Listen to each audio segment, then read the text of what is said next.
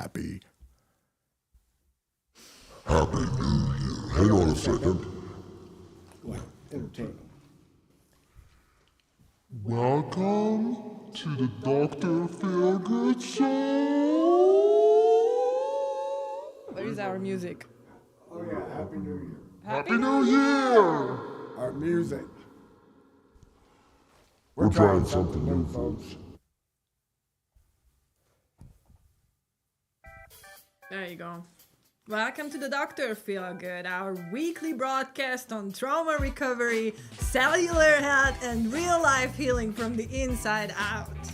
This series is proudly sponsored by the Patrick Risha CTE Awareness Foundation, whose mission is to prevent CTE through education and early intervention. A mission that's critical for families like ours navigating brain injury, behavioral changes, and long-term caregiving. You can visit them at stopcte.org.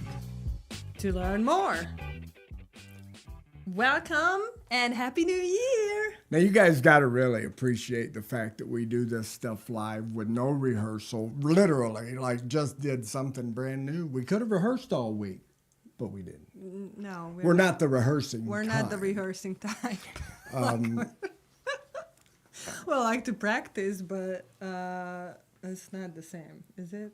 Well, yes. It is? Well, I always tell people I practice on the spot. Practice it right now. Yeah, that's where our confidence comes from. Well, all this practice. My theater teacher, thespian, she was, told me I was an incredible actor and gave me the big lead part in first year of high school. You know, give me the lead, and I'm like, I don't memorize lines. She didn't understand who she was messing with. That's funny. I have the exact same thing here when my parents put me into acting school as a kid. What? And I was casted to be Alice in Alice in Wonderland. Mm-hmm. And as soon as I needed to memorize the script, I said, nope, I changed my mind. Don't want to be an actor. Yes, make Actress. up my own lines, folks. Yeah, exactly. All right, I'm No, opening up the chat. Come on in and chat with us. We got 5 platforms we're on right now. Wow. So it feels like we're So fancy. just on one. I know. We got 5. We're on a really good platform. Watch here. that microphone now. I am watching the microphone now. So there's this strange energy in the air right now. A strange energy in the Strange energy. I don't know if you guys, I don't know how you're doing with this drink more water goal that you picked, for your New Year's resolution. Guessing that you're still dehydrated and can't find your water bottle. Oh, I wouldn't say so. It's January 2nd. They're probably drinking and They're drinking. still finding their water bottle? It takes Okay. a few days. Well, anyways, we're not big on this New Year's resolution thing. Like, I like to set goals, and go for them 365 days a year. But I'm not really the type who's like, okay, New Year's, I'm going to start running. It's like one thing that I never could do in my life. Running. So, you want to run? So, no thanks. Not unless somebody's chasing me, I have a dog, Max. You guys, I don't know if you've seen Max, but Max likes to grab my leash, his leash, and pull me. And he wants to run, so I got to run a whole lap around the property, and then I'll get done, and he'll grab it and let's do it again. He does that starting at 4:30 in the morning.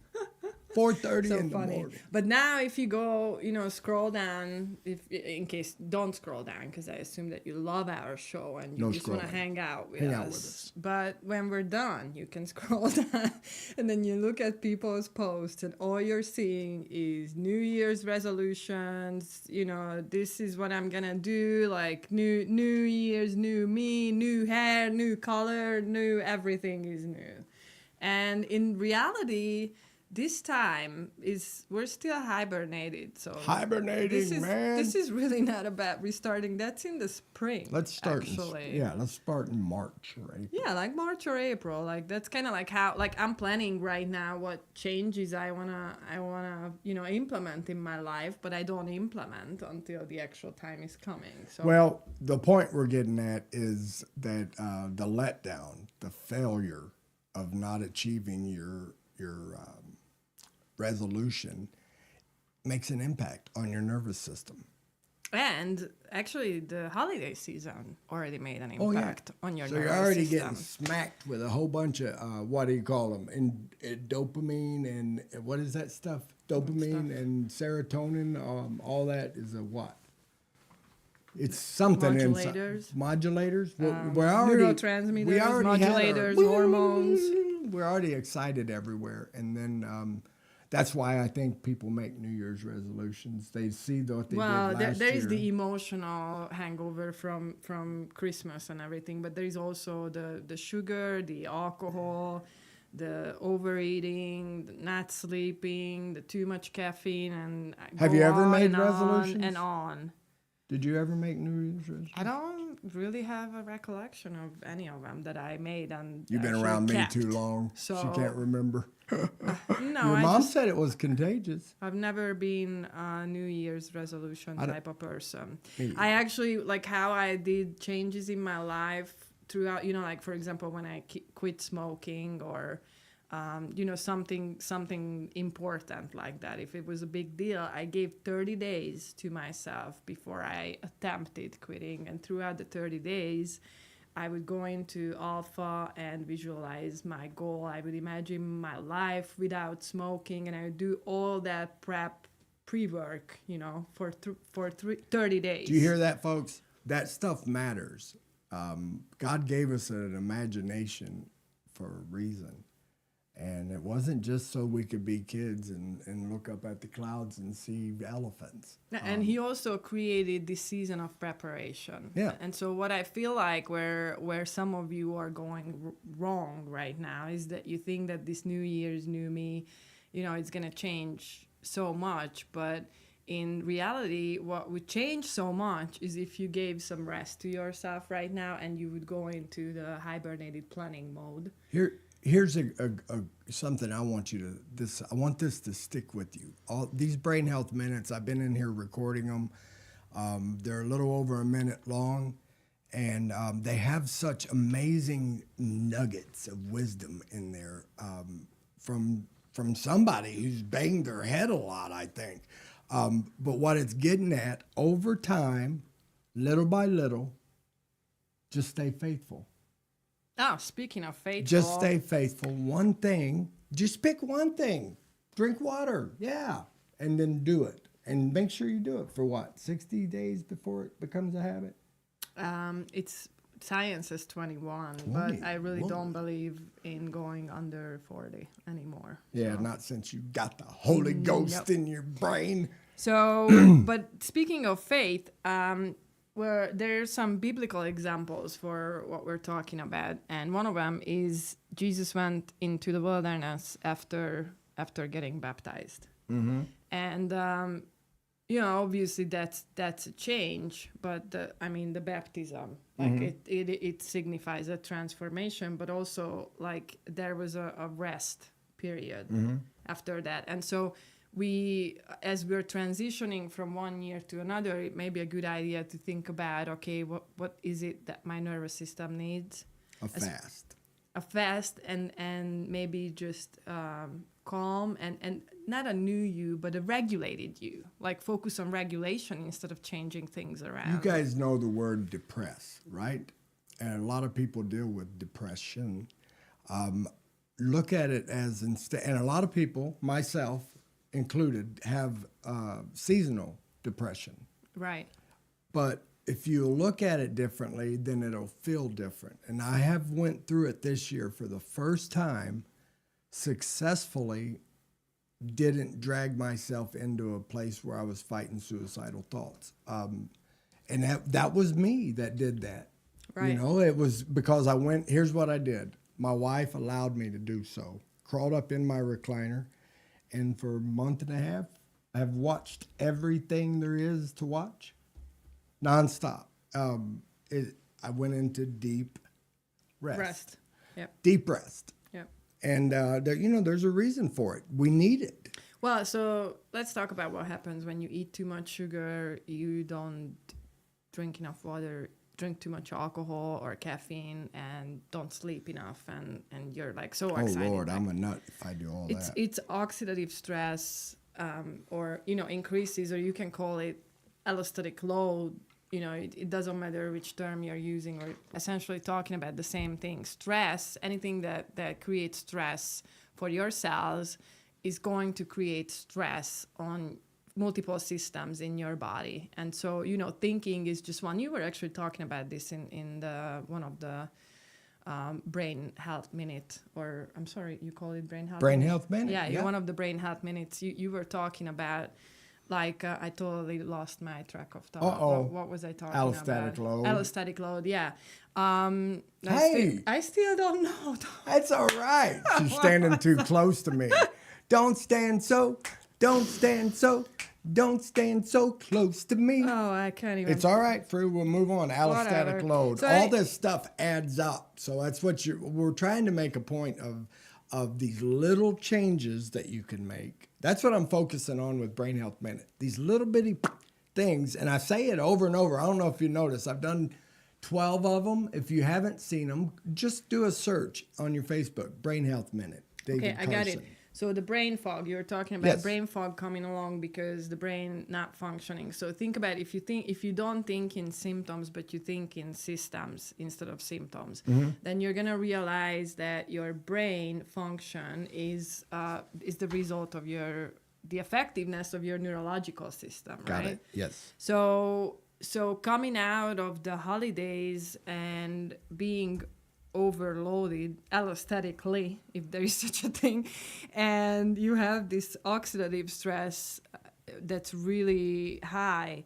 right now, that's when you get the brain fog. So you can't think, and so when you're thinking about multiple systems being compromised, then you're really just asking for some serious wellness issue, like a chronic condition or an incurable or whatever it is. So the point of regulation is not to live this unachievable perfect life where you don't do any of the stuff that you're not supposed to, but it's observing seasons. So like instead of balance, think about seasons.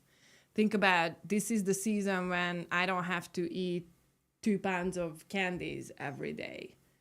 This is also not the season for me to go out and run a marathon. No. Yeah, she did it. I don't think I'll ever see you running a marathon.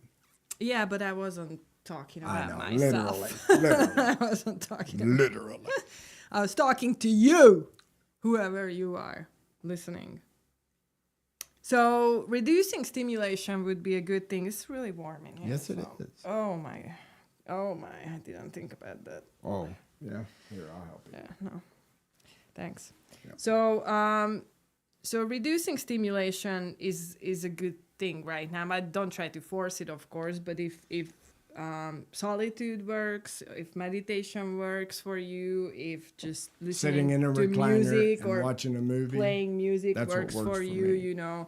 any of those things, if they work for me, great. They help your nervous system regulate itself, and that will help you to be prepared for the time of the transformation when you're actually ready to make those changes that are gonna create Man, I'm glad I married this woman. a new life. or I'm a new telling you, what she's saying, folks, is fact, and it works. This is what changed my life. This isn't, I went and got prayed for, and God touched me, and now I'm this whole new person. He changed my heart, and it was up to me to change this outward man. He changed my heart and my mind. And then I had to go and change all these things. And I'm still, every day I'm finding something new I got to change about myself. And it's never going to stop. You can't get perfect. I mean, Jesus was led by the Spirit into the wilderness and to be tempted of the devil. I'm not going to get into it. I'm not going to get into it. I'll be preaching. So, and I ain't a preacher. So before you make promises, make sure that you observe the internal state of your body. When you make a promise, Fru, you're going to talk about how it affects your nervous system when you don't meet up with it when you don't follow up with what you're doing? No. No, because It affects the shame, the guilt, all that stuff that you knock off of you. It's really stress. internally building more stress on your system. Right, that's what we're talking about. Don't buy into this January, new you, new year, new you, new everything stuff, because it's not going to benefit you on the long run. It actually can put more stress on your body right now. And if you're a trauma survivor, brain injury survivor, you gotta know that you gotta be gentle to yourself. It's really, really important to know what's going on in your body. And actually, I was gonna say that when I read the Yoga Sutras, I got stuck at the very first sutra for so long, and What's a sutra? Imagine like a mantra? God, Lord, I don't want to say scripture because people are gonna be like, "Oh, it's a religion." It's a bit of wisdom, huh? But so the sutra, I think it means a thread in Sanskrit. But because the sutras is a tapestry, and so one line that you read, it's written kind of like a poem, but it doesn't rhyme. Mm-hmm. Well, maybe it doesn't rhyme how it's translated. Of course, I never read the original, but it looks like it's a poem. But so I think it means thread because the whole thing is a tapestry. So they look at the whole thing as you can look at them one by one, and they have a function. But then if you put them together, then they mean a different thing. Can you give me an example, like the one you got stuck on? Yeah, so the one that I got stuck on was talking about that everything, the practice, which means everything. So the Yoga Sutras talks about life. It doesn't talk about yoga. It gives you suggestions on how to think and how to live your life and that kind of stuff. So that's why people think it's religious. Did you hear that? Not what to think and but how, using your mind, right? How you do it. So the first line, the very, very first line is, and I don't know the exact words, and I could bring the book and read it, but it's about observing where you are. Everything starts with where you are at. And what it means is that you're never going to be able to make a progress if you don't know where you are at. You need two things in order to achieve something.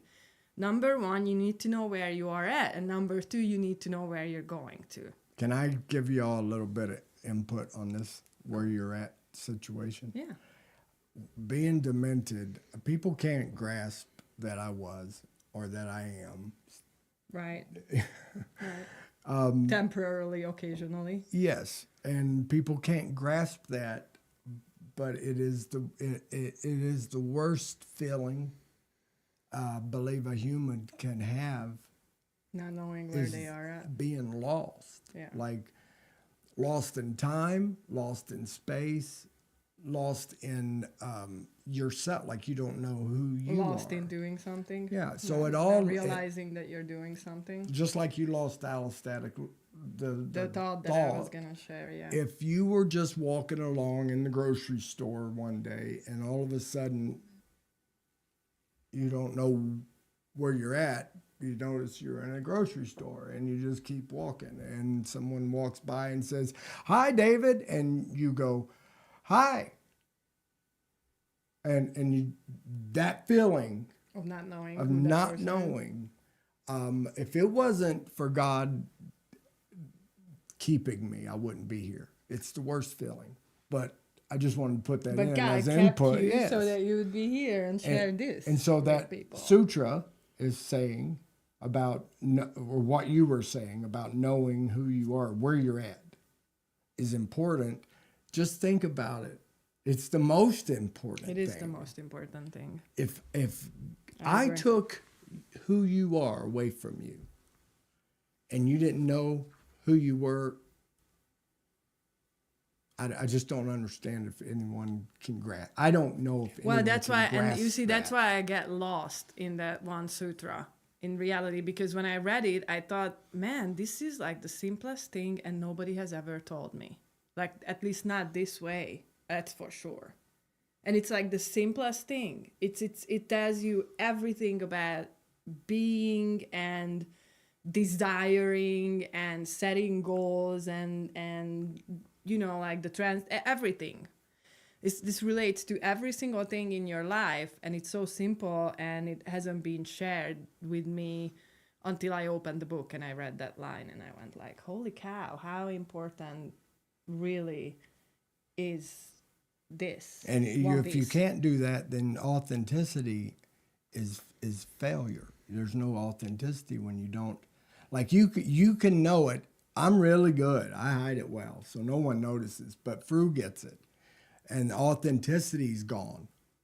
My character of who I am's gone when I don't know who I am. Right. So and that's how I notice it. And so that's why, that's actually a good point. I didn't think about this authenticity component, but you're right. Without knowing who you are and where you are at, you can't really be authentic. Mm-hmm. You got to find how I did it for you. You want to know? Anyone curious? I become a character. Right. That's where character I building always started. Was a character, and no matter what, no one could tell because I was always a character, and no one knew it because I was a character. You know, so even though I don't know, when I forget everything, that hey, I need to be a character right now. What happens was my nature is to nobody can see you're afraid. Not after what I went through. I can't show fear. I got to attack. So, you know, the PTSD said that. Yeah. So I was I think what happened to me from that attack, the PTSD that came out of that, I think what happened to me is when I get lost, there's a fight. It's somebody's gonna kill me. Mm-hmm. So that's what happened to me at 15. So what I believe developed out of that is I'm either gonna get out of this fight by being funny or a character, or I'm going to hurt someone so bad that they can't hurt me. So there's two ways it could always go. And I think that goes back to how Frankie Alvarado said that I asked him, one of the guys I was friends with from high school, I saw him in Denver, and I said, what's different about me now? Tell me the difference between me now and then. He said, well, back then, if you come up to Indiana, you knew you were going to get a hug. I said, what about now? He said, well, I don't know if I'm going to get a hug or I'm going to get stabbed. I know how that feels. It's kind of, yes. Like when I met David, it was every single moment that you spent with him was a risk, like high risk. I was surviving, man. I was surviving. So these things that you got to, I just can't get people excited enough about what? Well, my whole life has changed, and I've videoed it and shared it, but right beside you. And I wouldn't be so worried about it if you can remember for a second. I was able to forget that I had migraines and then I didn't. So just people can't even keep track of the changes that are going on in their own life.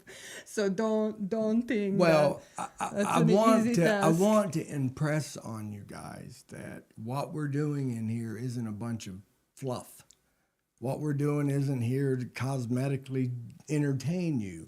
What we're doing is feeding you information that changed who I am and who she is. Yeah. So what she brought to me, I took it and applied it. If I wouldn't have, she would have been gone. What she did with me was take what I had and applied it to her life. She saw something that no one else had ever seen in me and wanted the knowledge and the relationship with God through the scriptures the way I had. And so that she went right into it. And when you want something, you do. You go right in for it. And that's how you show that you like something, or that, you know, that's how your body will show you who you are. What are you going for? What are you doing? And your body will work against you because it's been programmed to. That's the thing about resolutions. Your body's programmed in this pattern. To get it out, you have to break the pattern and reprogram it. And this is what we did. And it's 7 years of reprogramming, and I'm still like getting up. And where the devil gets me the most is routine. If my routine gets whacked, everything's gone. One little thing gets out of. If I don't listen to the Bible in the morning, when I first wake up, by in the evening or whatever, I will notice it, and I'll be, what in the world? This was a rough day, and then I realize, I skipped one of my reading days. So it's good to keep track too, isn't it? Oh, it's necessary. But I was going to say, in 2026, we're going to be talking a lot about improving your habits and how to do that and how to change it and how to get better habits and how to improve your life little by little. I'm what's the word? I'm prophesying. Prophesy. I'm prophesying. Oh, my Lord. Look at that. Look at that message. Oh, we'll read it later. Okay. Thank you for Stephen. Thank you. Well, we say thank you, but we haven't read it yet, so we don't know. Well, thank you for posting it. We'll respond to it later. So, needing more rest is natural right now, like for everybody. But if you're a trauma survivor, you're gonna get more out of resting at this time than a normal person, I believe. And some of the things that I would suggest instead of chasing some sort of a New Year's resolution is focusing on hydration around this time, light movement. I mean, I'm really a big fan of movement synchronized with breath. So whether that's swimming or jogging or yoga or... So, here... Having me sit down and meditate when I first met you was a difficult task, wasn't it? Not the first time it wasn't. Well, I mean like after that, getting it was me in a really, routine to do you that. wouldn't do it afterwards, yeah. So what I was doing, everywhere I went, and anything active that I did that made movement, as a bodybuilder, I learned to breathe while I'm working out. And so I did that mentally. Anytime I was doing something, I made sure that I was breathing properly. Yeah, the rest of the time, no. I'd lose. Like, you guys notice that if you got anxiety or if you're, what's some of the other issues people have? Frustration, depression, any of that stuff. If you stop for 10 seconds and take, just for 10 seconds, focusing on your in and out, like if you just take your mind and focus on your lungs expanding and then going, it's all working out right there. And that's meditation. What people don't realize about it is that's that simple. Yeah. You can walk and meditate. Most of the time when I talk to people, who struggle with meditation is because they're trying to stop their thoughts. Really, it's truly, really difficult. Literally, so you don't have to stop your thoughts. That's not what meditation is. You want to focus your thoughts. It has nothing to do with it. You wanna observe your thoughts. Focus. You don't want to get caught up in them, which is why you have to practice, because most people don't even know what that means. But I shouldn't say like most. It when you step a little. But some people don't even know what that means, being caught up in your thoughts. Like we actually have a certain number of thoughts, which is really not that many. I think I don't remember the exact number, so I don't want to say, but it's a certain number of several hundreds of thoughts that we circulate throughout the day over and over and over and over and over, and we don't even notice it.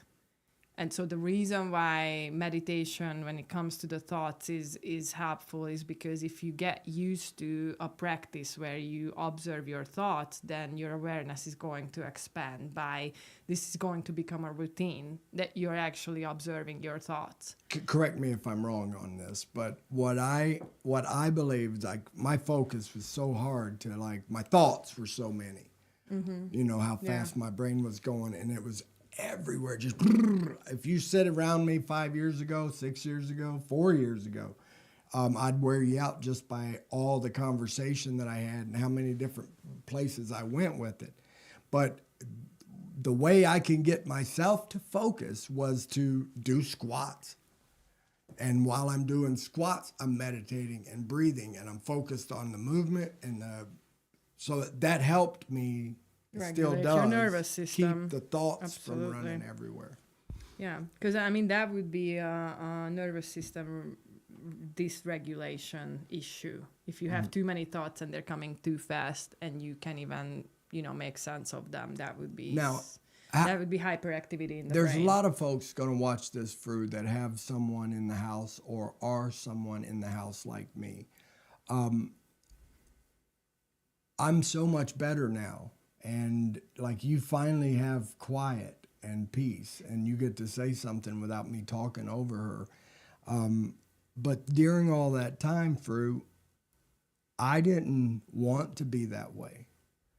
Oh, I know that. I didn't want, I'm saying this because whoever it is that's out there that's dealing with this, it's the painful thing to deal with because you love people, you want to talk with people, you want to share what's going on with you, and you want to share what's on your mind, and you don't realize that you're overbearing somebody because just the information's too much. And if you would sit down, and I did this often, I became a writer. I always wrote my feeling. Like, what the thing was, when I was in my younger years, before 40, I wasn't like that.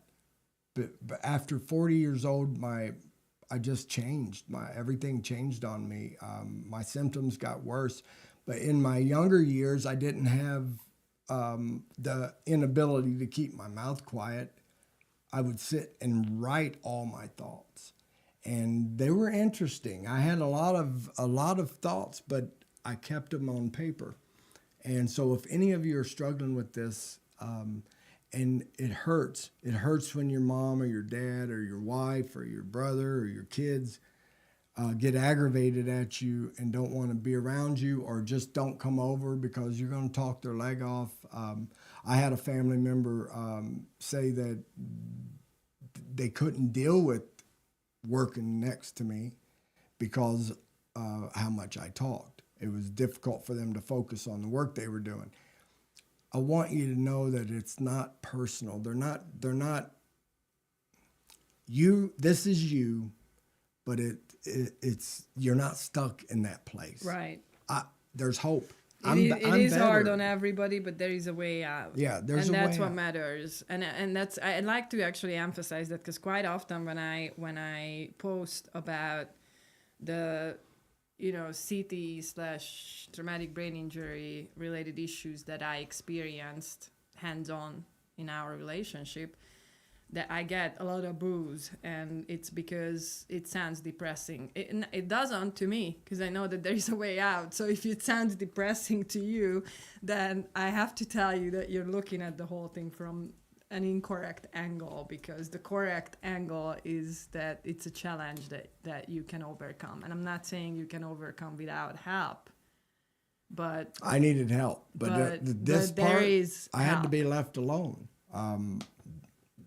My mom and my wife, the only two people that would stick around and listen to me if it had to be that case, come to the conclusion that I was better off on my own, alone, when I got to that extreme place where I was. Now the suicidal thoughts are coming. You're talking about me? You and Mom both realized that it was better to walk away and leave me by myself. Oh, yeah. During those moments, because I would sit and write. Now, if you're going through this stuff, don't text people. That's the worst. It's as bad. It could be worse than being in front of them and screaming at them. Let me say this from the caregiver's point of view, okay, or the whoever is dealing with a person like that, is the reason why it's better to leave them alone in a time like that is because that's the only way to reduce tension, actually. Mm-hmm. And there is no guarantee that the tension will be reduced. But there is almost a guarantee that if you stay around, the tension will increase. Yeah. Yep. So this is... And you may not understand it. I didn't. I was so upset and mad. No, and I needed to be told, by the way. I felt guilt over leaving because he kept telling me that that's the worst thing that you can do and blah, blah, blah. And that's really what I felt like. So I felt so much guilt because of leaving. And until the point that I talked to a person who lived with somebody who had CTE for a very long time. And she said, no, you leave.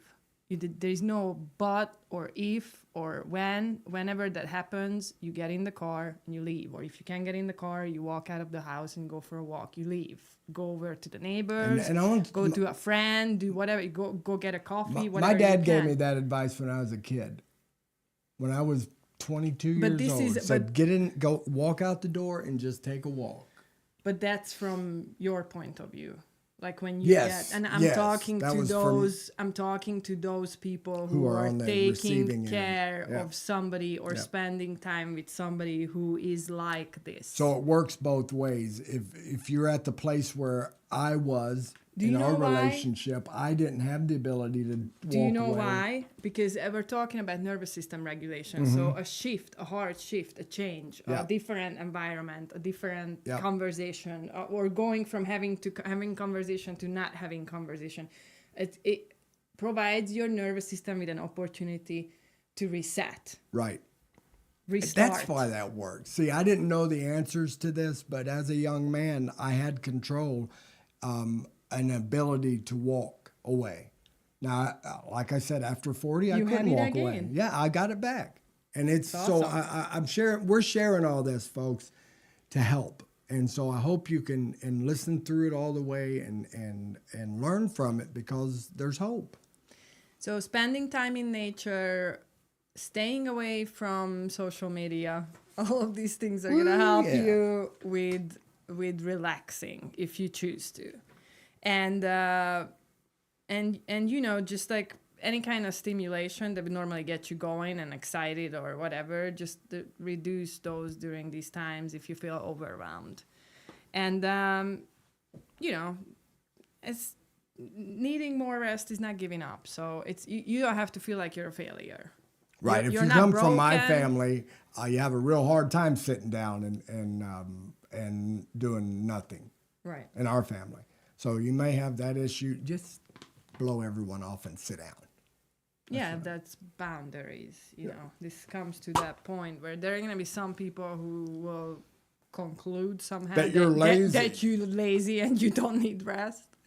But if you know, I'm telling you, if these things apply to you, you're not lazy and you're not broken. You may be temporarily broken, but you can be fixed. Folks. You can be fixed. So the world feeds you a lie. Yeah. The doctors feed you a lie.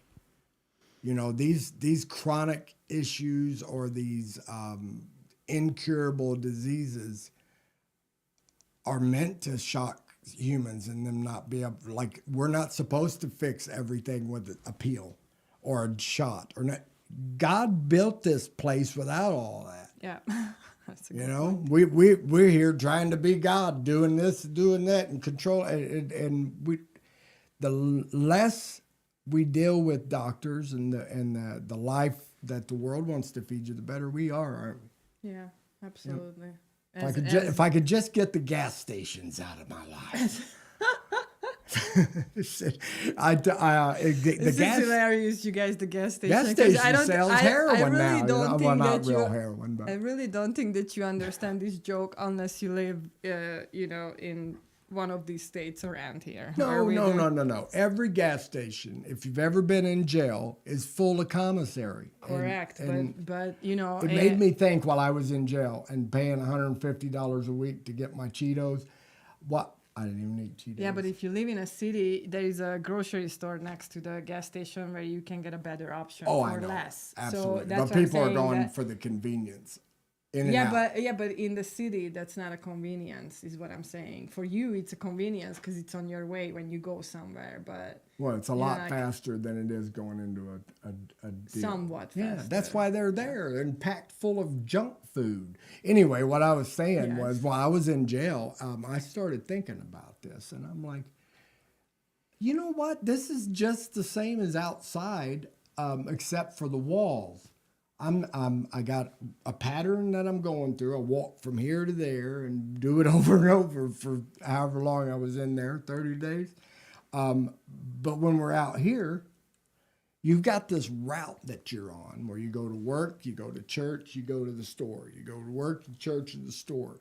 And there's gas station after gas station after gas station. And you can walk in and it's commissary every day. It is commissary every day. Well, you guys, what I'm getting at is that you're in prison. Again, you for don't even know those it. who don't know prison or jails or whatever. You're in it. Then I'm just letting you guys know that commissary means gas station food.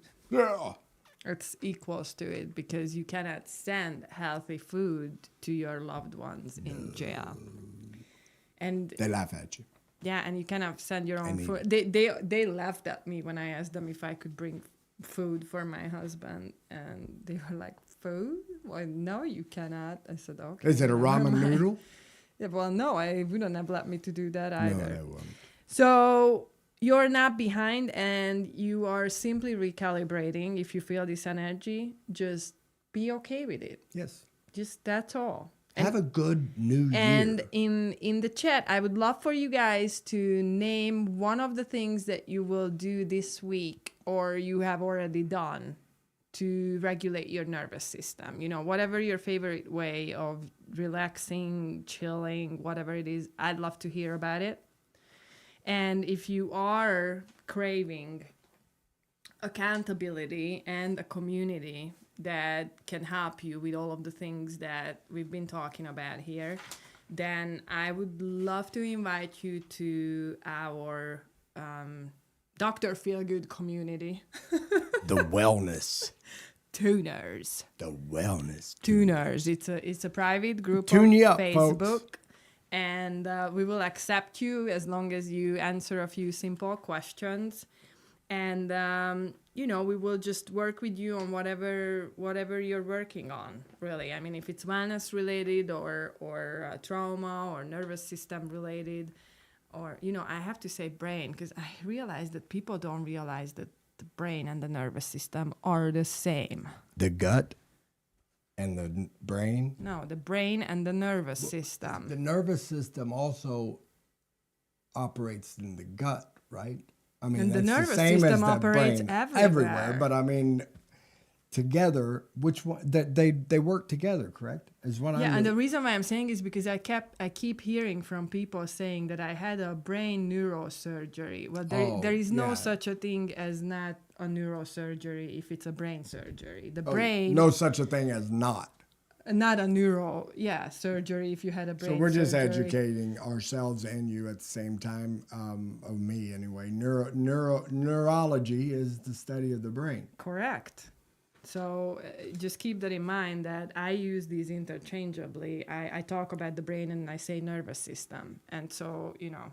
That Yeah, good for clarifying Because that. if you Thanks. think about it, you know, I haven't thought about this until a few years. So that's why I'm sharing this with you guys. If you think about it, your brain then goes down into the spinal cord, and then that's where from all of your nerves spread out and go to even the, you know, fingertips of your hands. So the nervous system and the brain are inseparable. They are the same. That's why redox molecules, the signaling molecules, everything gets touched by it. It helps everything when you supplement. When you apply it on your vagus Yes. nerve, is it what you're talking yeah, about? when you put it on, or when you drink it, because it goes through your system. It helps everything because of that. Yeah. I don't know if the nervous system really truly is part of that process in like essentially, but I do know that that's why we put the Renu 28 on the sides of the neck, on the vagus nerve and the belly button, because the vagus nerve is actually present here. It's present in your belly button too, but your belly button has a bunch of other nerve endings, which I didn't know. But of course, the umbilical cord, Do you know that I knew it, and you want to know how I knew it? How? I used to shoot Oh, Lord. nalbuphine in there, Nubane, Okay. All right. So, anesthesia. into my anyways, belly button. we got off track here a little bit, but Are we closing up if shop? you need any shooting advices, you know, like, you know where you find my No, let's husband. not talk about that. TikTok us off. Sorry, TikTok. So, yeah, I want to hear what you guys were gonna do. Not the New Year's resolutions. Okay, save the New Year's resolutions for your posts. But this episode is was sponsored by the Patrick Wisher CTE Awareness Foundation. You can find them at stopcte.org. Their mission is to prevent CTE through education and early intervention, and we are proud to carry that message forward every week. And this guy here carries it like every day. Every day, folks. So thank you very much. Happy New Year. Happy New Year. Y'all have a good one. We're going to dance it out. Dance it, girl.